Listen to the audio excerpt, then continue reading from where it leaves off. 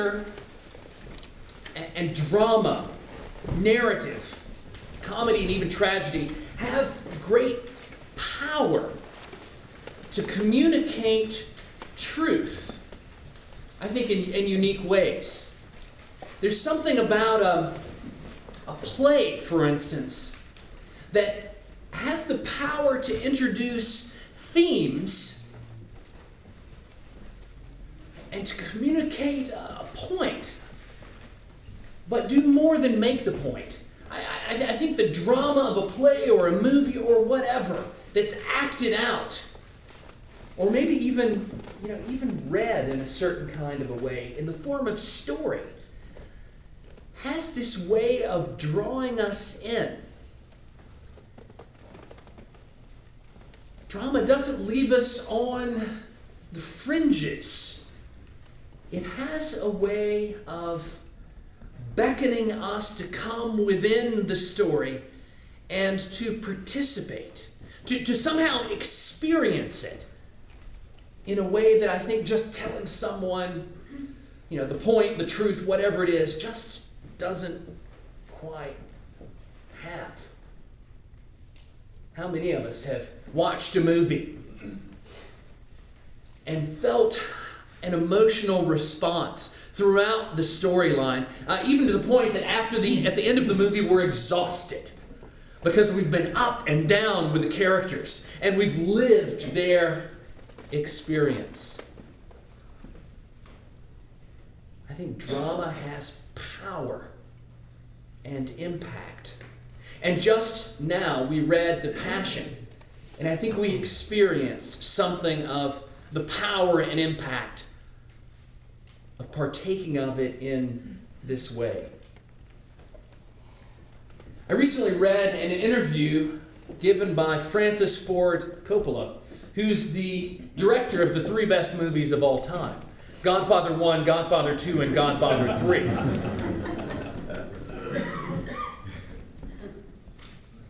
And the interviewer was asking him all manner of questions about his craft, how he approached it, how he learned to do what it is that he does. Did he apprentice under some great master? Did someone tell him how to do what he does? I think so effectively.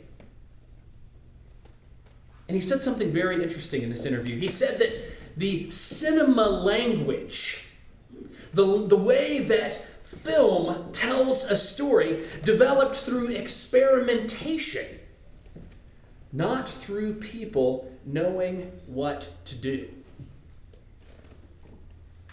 He essentially is saying that the powerful nature he uses to tell a story in a movie wasn't something that anyone knew how to do, that they just discovered it and explored it. They tried things. Some things worked, some things didn't. They threw away what didn't work and tweaked what did.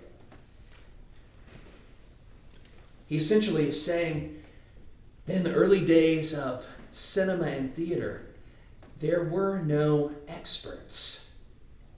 There were those willing to try, willing to submit to success or failure, willing to give it a shot, learn from that experience, and do it better the next time. When I read that quote, I thought, geez, life is kind of an experiment, isn't it? We walk through this life, some of us doing the best we can, constantly analyzing our experience, hoping and praying and seeking to live lives of integrity, lives of honesty, fruitful lives. Hoping to learn from that experience of success and failure. And then, of course, there are those that don't. That live a life marked by another vision. And they go their own way.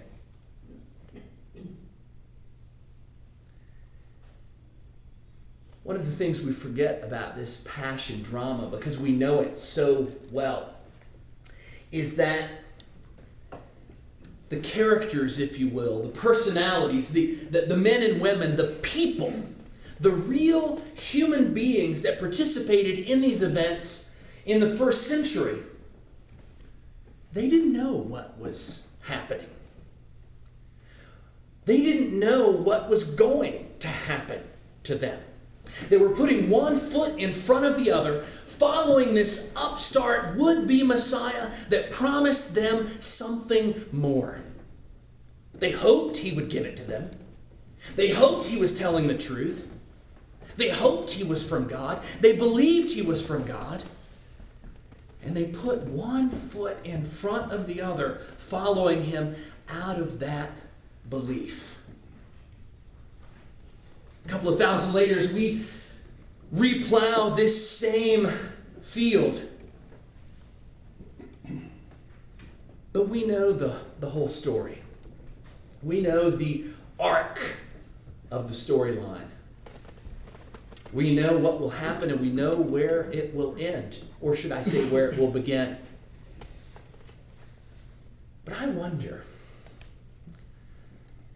as the theater, as drama, as narrative, as story has the power for us to suspend disbelief and activate our imaginations and enter another world, if even only for a time. I wonder if we might, at the beginning of this Passion Week,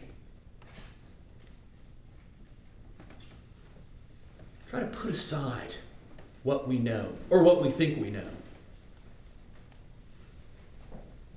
and allow the drama to break upon us in a somewhat organic sort of a way. That we might not just hear it, but that we might move into it, to experience it anew. I wonder if we might suspend disbelief in our distance and walk with Jesus this week. Walk with Peter. Walk with Judas. Walk with Pilate. Walk with Pilate's wife. What would it mean for us to shed our preconceptions and our experience and step into the story, that this week we might live it?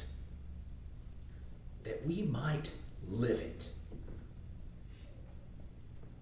Of course, the point isn't that we would live it just this Holy Week.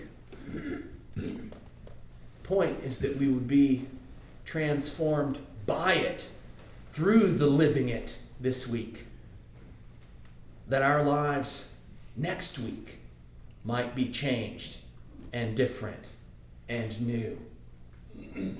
And the week after that, and the week after that, and the week after that, and the week after that.